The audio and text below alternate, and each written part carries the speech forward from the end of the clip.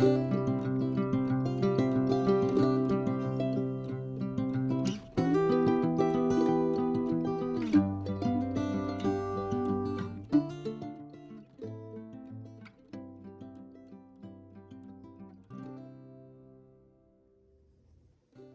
everyone, this is round 5 in the community round robin that I'm sewing along with. In part 4 we did the center that was brought to you from Michelle from Bits and Pieces Quilting, and next up is from Brenda from Conquering Mount Scrapmore with Brenda. She's come up with some alternatives for some borders, so let's get started. So if you don't know Brenda, she really likes foundation paper piecing, so this is how she came up with her border. She gave us choices that we could go to depending on how much of experience we have or how much we want to push ourselves outside of our experiences, and I thought I'd do a little bit of both.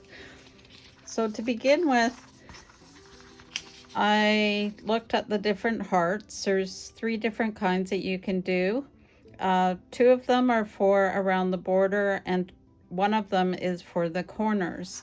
Because I have a video on doing hearts, I decided not to do a patchwork or another version of the foundation paper piecing, which is, bear with me, this one here, which is called Love is Love.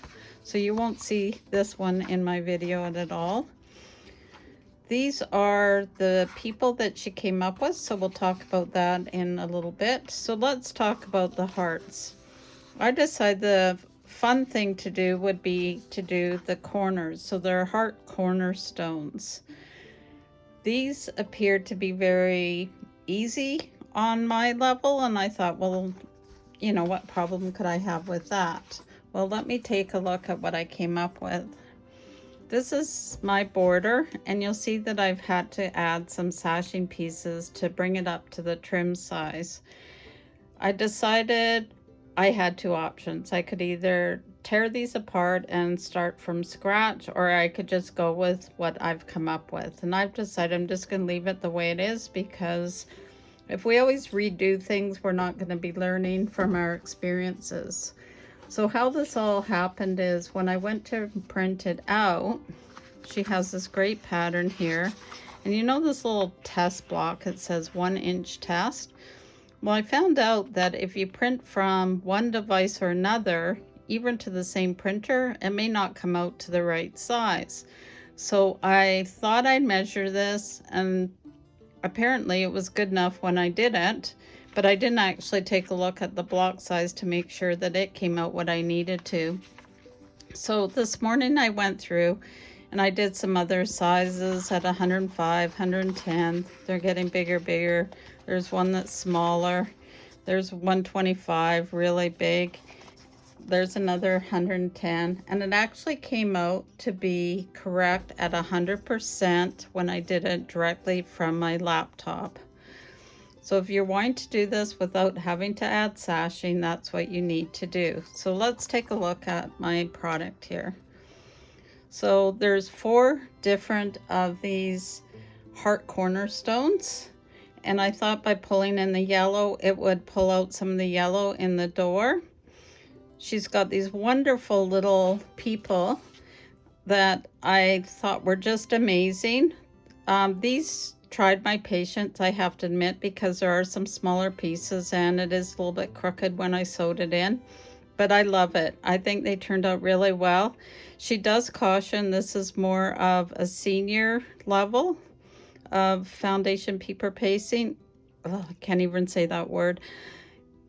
If you follow the lines, there's one area here where I don't have a good seam match, but everything else seemed to fit together really well. So I highly suggest that you exercise your patience and give this one a try.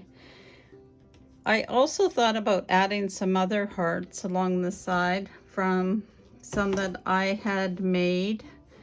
I have a video on doing various hearts, and this is one that I really like, so I thought about, you know, maybe adding some around here.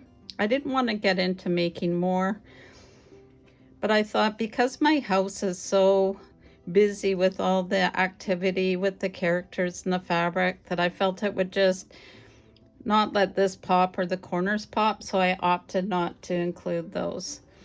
So by checking with your stash, you can come up with some alternatives, so don't be afraid to do that as well. So this is week 5. I believe another border is about to come out, so I'm going to take a look at that and then finish up this block. So check back with me as I upload more videos, and I highly suggest that you take a stab at this community round robin. All the details will be in the video description. So as always, sew safely and sew with Debee.